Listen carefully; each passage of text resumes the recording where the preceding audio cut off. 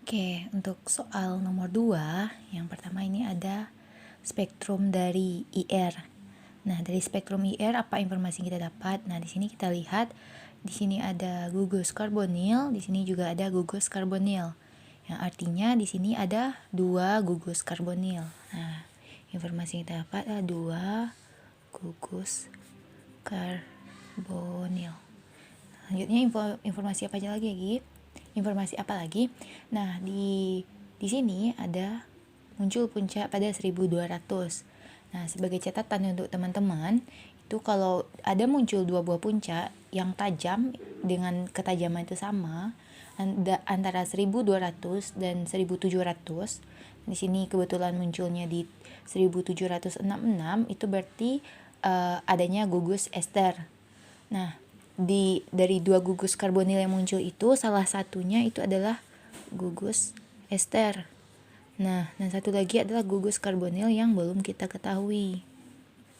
Kita belum ketahui apa jenis dari gugus karbonilnya. Oke, selanjutnya itu kita lihat dari spektrum MS. Nah, spektrum MS ini menyediakan bagaimana fragmen dari hasil senyawa yang kita dapatkan. Nah, kalau untuk informasi awal dari spektrum massa ini, kita itu mencari derajat unsaturated. Nah, atau dilambangkan dengan DU. DU itu rumusnya adalah 2C tambah 2 tambah N kurang H kurang X per 2. Nah, 2. C-nya ada berapa? Kita lihat dari rumus molekul yang dikasih. C-nya ada 9, berarti 2 kali 9 tambah 2. N-nya ada di sini? Nggak ada. Berarti N kita skip. H-nya ada berapa H-nya? Ada 8 ya. X-nya, X itu adalah gugus halogen. Di sini gugus halogennya nggak ada. Berarti kita skip juga. Ini dibagi 2.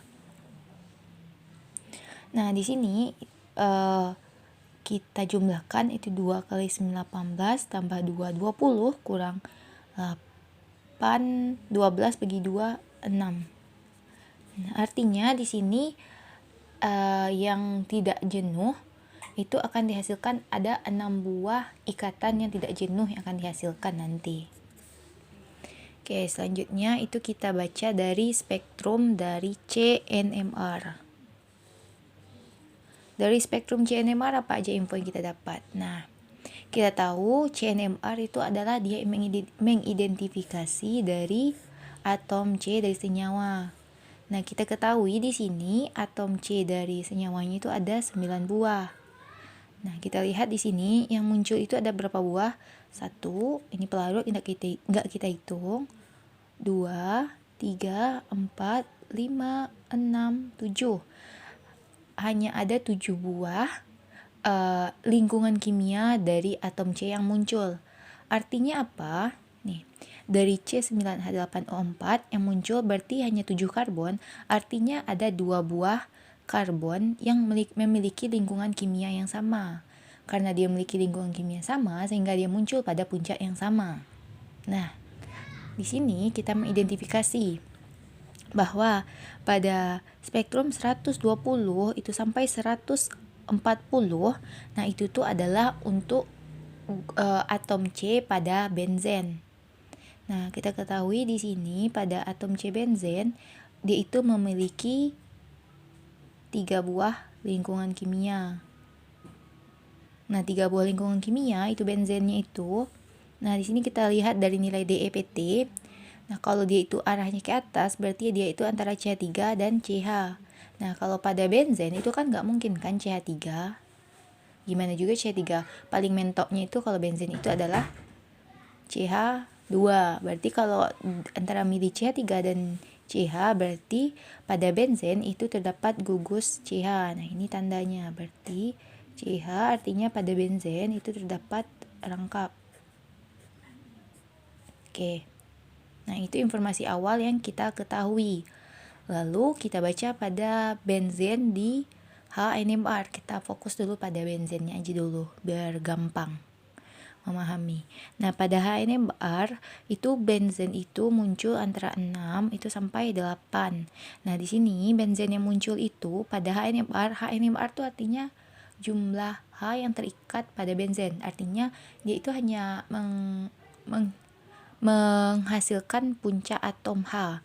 Nah, kita fokusnya sekarang dulu pada benzen, itu pada antara 6 dan 6 sampai 8-an itu ada muncul dua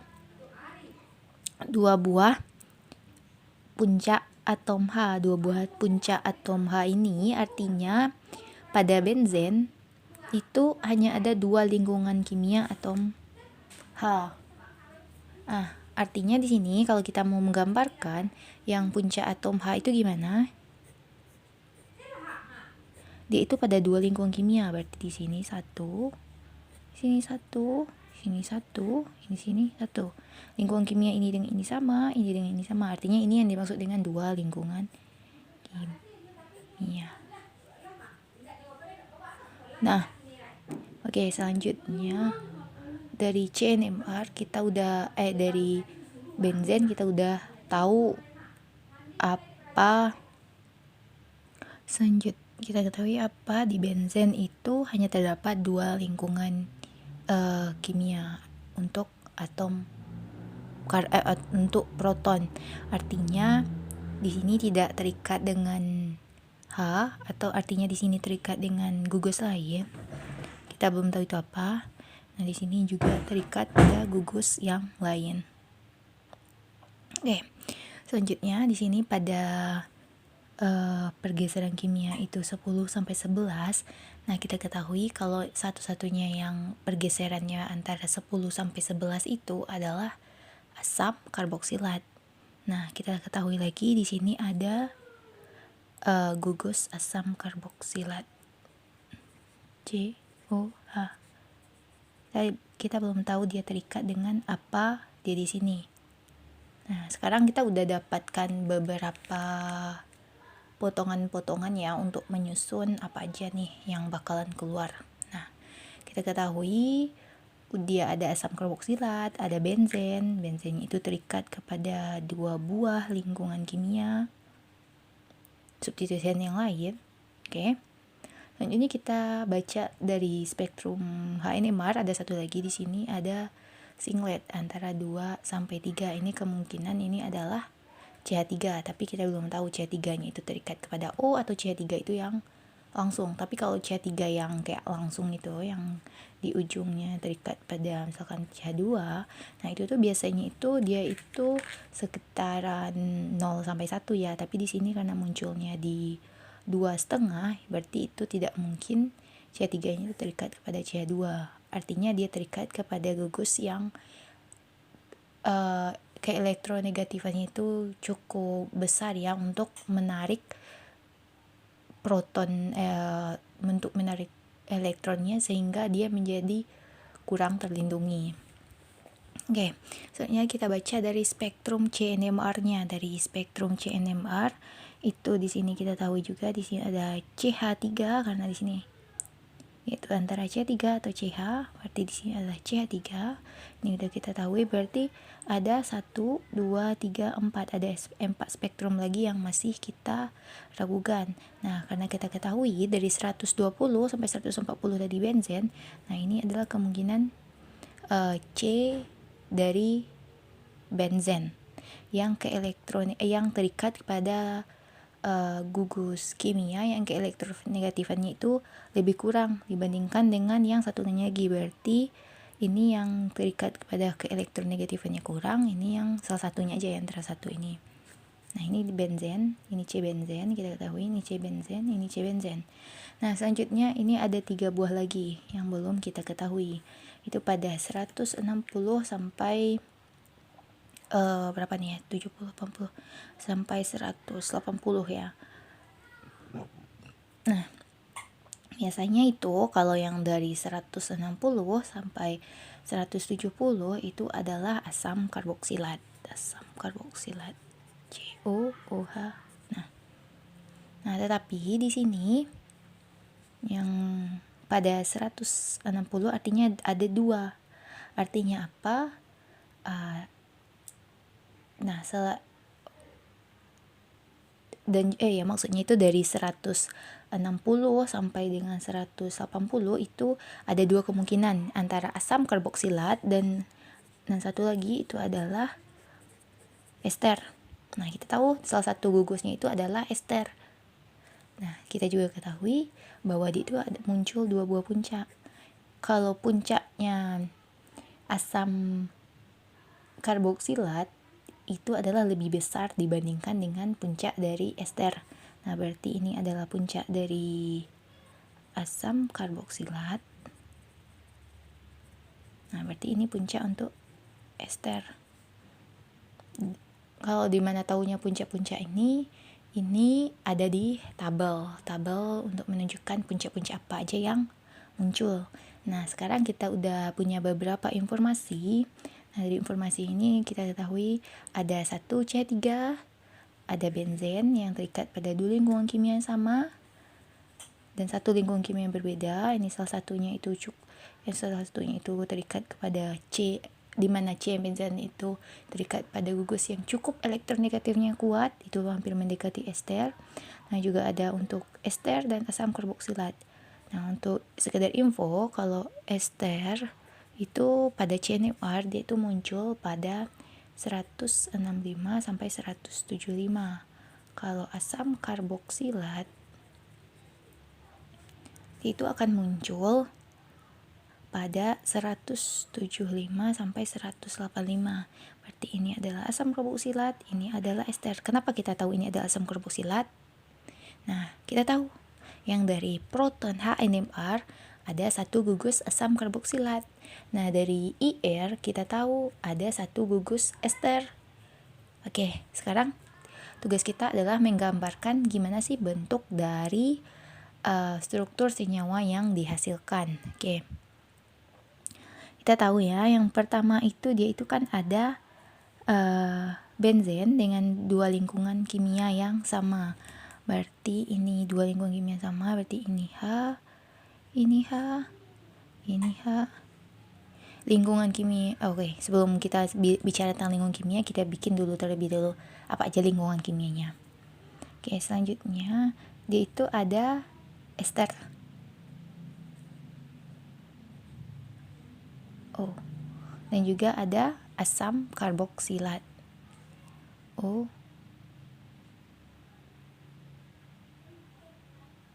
H. Oke, gini ya. OH, asam karboksilat. Ini ada puncak untuk ester. Ester kan COOR. Ini R-nya anggap C, ini R. Karena kan C. Oke, selanjutnya puncak apa yang belum muncul? Nah, sebelum kita menentukan puncak apa yang belum muncul, mari kita jumlahkan terlebih dahulu. Ada berapa? Kita kan yang ingin tahu kan ini. Ini kira-kira apa? Apakah dia OCH3 atau dia CH3 langsung? Nah, kita fokuskan ke sini dulu. Nah, di sini atom C-nya udah ada berapa? 1, 2, 3, 4, 5, 6. Ini satu lagi 7, 8. 8. C-nya baru 8, artinya minus 1. Oke, kita di sini kan C-nya 9, makanya itu minus 1. Nah, di sini hanya ada berapa? 1, 2, 3, 4. Di sini nggak ada H ya, pasti nggak ada H. Karena ini 3, ini 1, ini 1. Kan udah pas 4, nggak mungkin yang mengikat H. 4 di sini baru kan 5. Hanya baru 5. Berarti minus 3. O-nya kita hitung lagi. O-nya 1, 2, 3, 4. O-nya pas 4 buah. Artinya apa yang hilang? Apa yang kurang? Yang kurang itu adalah kurang 1 C dan kurang 3 buah H. Nah, otomatis gugus yang di sini adalah CH3. Nah, dapat kita lihat. Nah, kalau kita kan tahu nih, benzil ini adalah gugus penarik elektron. Sehingga makanya yang ini CH3. Untuk yang si benzen. Nah, yang C yang di sini, yang terikat langsung kepada dengan CO, berarti keelektronegatifannya besar, artinya dia itu menarik elektron ke arah sini sehingga dia menjadi kurang terlindungi. Nah, Yang ini dia tuh. Nah, kalau ini kan benzil juga penarik elektron. Dia tarik elektron dari sini, sifatnya juga pendorong. Yang C3 ini kan sifatnya pendorong. Nah, sehingga elektronegatifnya berada di tengah-tengah.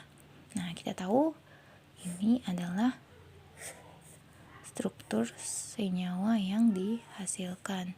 Nah, kalau ingin membuktikan fungsi dari spektrum MS ini adalah untuk membuktikan benar nggak senyawa yang kita hasilkan itu emang benar loh yang rumus yang ini.